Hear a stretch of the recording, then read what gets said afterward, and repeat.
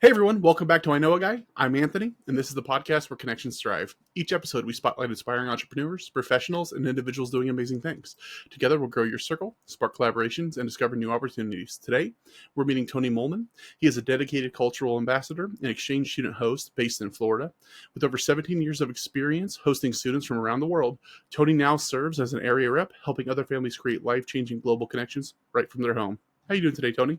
Hey, good. How are you doing today? No, it's going well. Now that we're on this side of the move, I'm a little bit more, relaxed. There for a while, it was pretty stressful, but yeah, no, super excited to be in the new house. And you're calling in from Florida. Yep, I'm just south of Tampa in Bradenton, Florida. Okay, awesome. Well, if you have friends coming into town that have never been before, where are you going? What are you doing? And what's for dinner?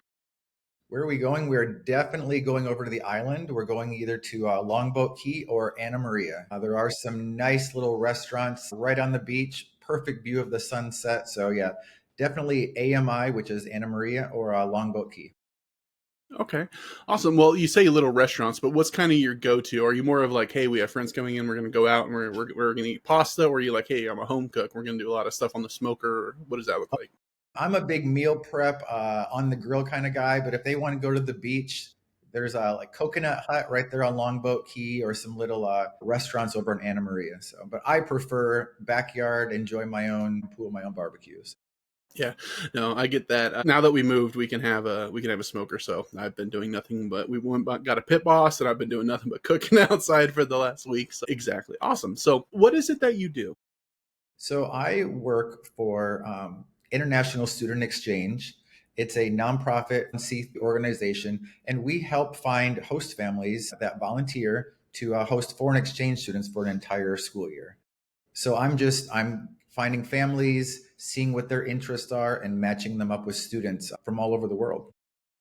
That's interesting. A lot of us we've heard of, or had, maybe some foreign exchange students in our school, but it's never something a lot of us looked into. How did Right. you get started doing this?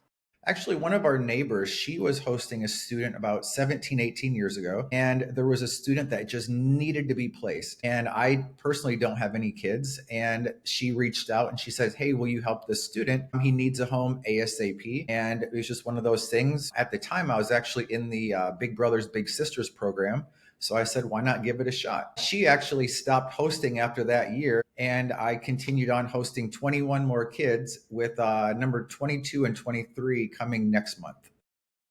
Okay, well, obviously you like something about it. What is it that you love most about this?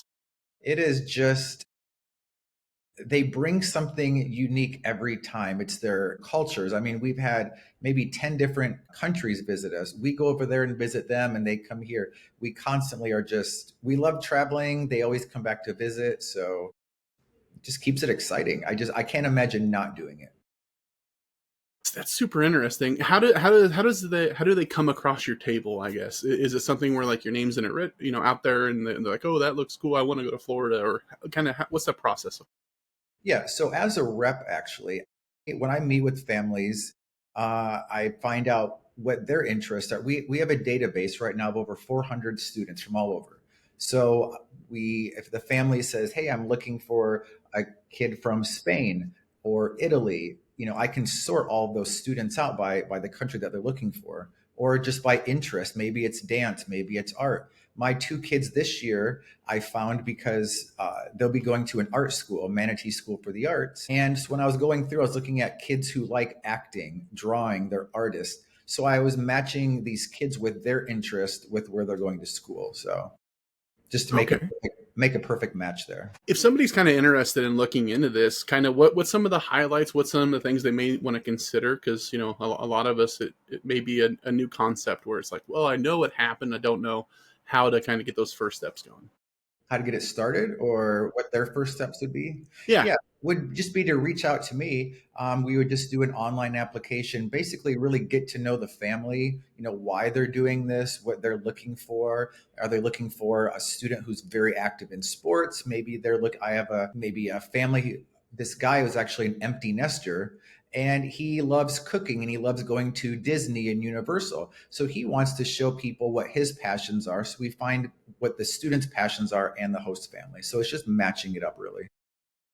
That's interesting. Somebody like yourself that's, going on 22 and 23 guests, how do you kind of go about deciding, well, I need to know more about the Italian culture, Spanish culture? Like, how does that kind of work out? I actually don't look at the country after all these years. I'm looking at why the students want to be here. I'm looking for, do they want to be here because their parents want them to be here, or maybe their brother or sister were here the year before? I look for, when I'm looking at their application, very natural, like it's their dream and nobody else's dream. So, and then if it's from Spain or Italy in a country we've already had, that's perfectly fine, but it's more what they want out of the program. So I just want that hunger, that eagerness for them to be here. So when they get here, they're excited just as much as we're excited. Well, I mean, it sounds amazing. You're able to help some people, but like, what are some of the things that kind of come up? You're like, oh, I didn't really expect this, or what's some of the the rub where you're like, okay, you want to know ahead of time that you're going to have X, Y, Z come across your table. Okay, can you repeat that? I don't know how to Yeah, answer. so it's I'm kind of curious because we had a girl from Taiwan. She came over when I was in high school, and super awesome person. We're still friends on Facebook, still message randomly. But what's some of the things that people don't consider when somebody's coming over? That is like, oh yeah, no, we'll take them to Disney, we'll do food, blah blah blah. But what are some things where you're like, you also want to consider this, if that makes sense? Actually, when I met with the family this past weekend of our student who's coming here in August, I said, what do you really want out of this program? And the first question he said was, am I going to be able to play sports?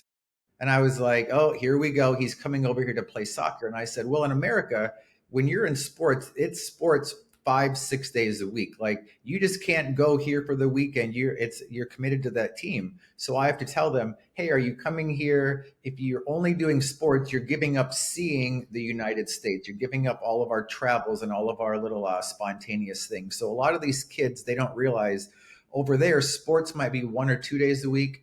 Over here, it's 5 days a week. So this is only 1 year of your life. Make the most out of it and just, don't just focus on that one thing. Yeah, that's interesting. Kind of managing expectations. Yeah, that's normal here. Being in sports is like, oh, I have practice every day after school, or I have XYZ responsibilities on the weekend. So, though, I guess I wouldn't have thought about that, but that's really And interesting. yeah, and also a lot of them expect to, because a lot of cities and states, a lot of teams are very serious about their sports. So they think that just because they come in here and they play basketball, they're going to play every single game. But what they don't realize, these kids have been together for 10 years playing together. So we have to tell these kids, hey, you're new to the team. You got to put that work in, that effort in. So you're not just automatically going to play. You might have 5 days of just practice. So there's a lot of expectations of what they think the typical school day is. Like they also said, our kids last year, we want lockers, we want to carry books around. And I'm like, you don't have lockers anymore. You don't have textbooks. The school gives you iPads. So they wanted, we want to go to ride our first yellow school bus. But I'm like, you're only a mile away from the school. You're not going to be on the school bus. So they have these expectations of what America culture is. And when they get here, they're like, oh, it's a lot different. I watched a lot of '80s movies, Yeah. some Ferris Bueller, all that, and you're like, well, that's not real. And I think that's what they're basing it off of. They base a lot off of is Home Alone. They think all of America is Home Alone, or they think all of America is New York City. They get these ideas in their head, and I'm like, hey, we're just a small town here. This is how average America lives. So No, absolutely. What it's Let me ask that again. What's it like hosting a foreign exchange student in your home? It's definitely, we do not have a set schedule in this house. We actually just talked to our student last week, and I was like, what question do you have? What are you wondering? And he goes, what's a typical day like there? And I said, well, you're going to wake up around 5:45 and 6 and go to the school bus. And they're like, what? And I said, well, then you're going to come home at 3:30. And then it's like, are we going to go to the beach? Are we going to go jet skiing? We're in Florida. We're going to enjoy the outdoor weather. So it's, we might eat at 7 o'clock, 8 o'clock, 9 o'clock. So some of these, I would say German families, it's very scheduled, dinner all sitting at the table. Whereas you have the Spanish families that they'll eat around 9, 10 o'clock at night. So, you're combining all these cultures. So it's just kind of go with it, I guess, and just enjoy it. Yeah, that's interesting. Because you're going to have a lot of like you mentioned before, misconceptions. People coming from outside of the U.S. into the U.S., but then you're also going to have their own unique. Like you said, German families a little bit more structured. Spanish, maybe a little bit later dinners they're used to. So you have your own individual things that kind of come up. That's interesting. How can hosting students from other countries enrich your family's life? Well, it enriches ours because it's our family has grown huge. We had one student leave on June 2nd, and we had three more students visit us 3 days later. And he was our number two foreign exchange student, our number four student, and then our student from 2 years ago. They were all here at the same time and they all stayed for 3 weeks. So 2 years ago, we actually flew over to Germany and spent an entire month over there working and visiting nine of our students. So our family has just grown, whether it's the students, their siblings, their friends. It keeps growing. So That's love it. awesome. Yeah. Yeah, I can imagine so. Especially 17 years. You have a 17 years. Yeah. Sometimes we do two students at a time.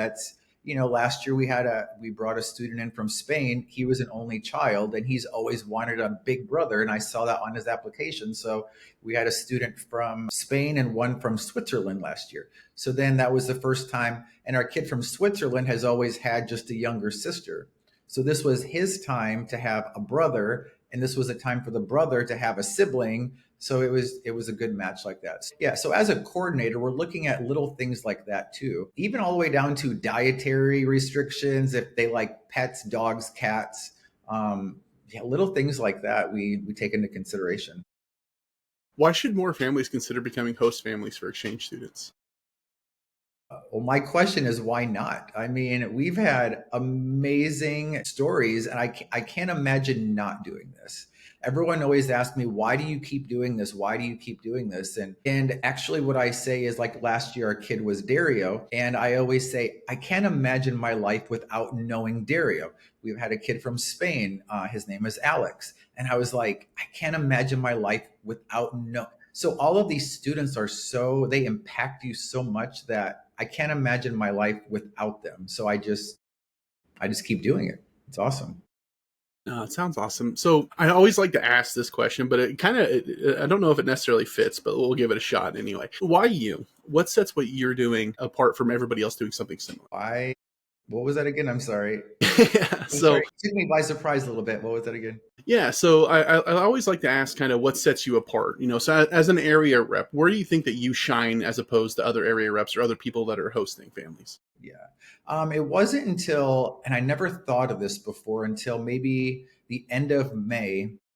And I had hosted 21 students at that time. And I was like, I'm going to be a rep. And I never considered why I would be a good rep. And then it hit me. And then I tell families, who else do you know has raised 21 teenagers?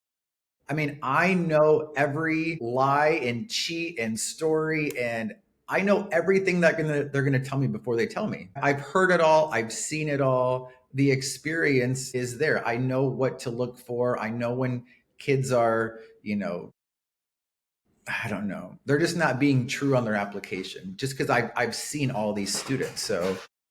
So why me? I was like, I've seen it 17 years of experience. I mean, I can tell you why and why not, and the good and the bad.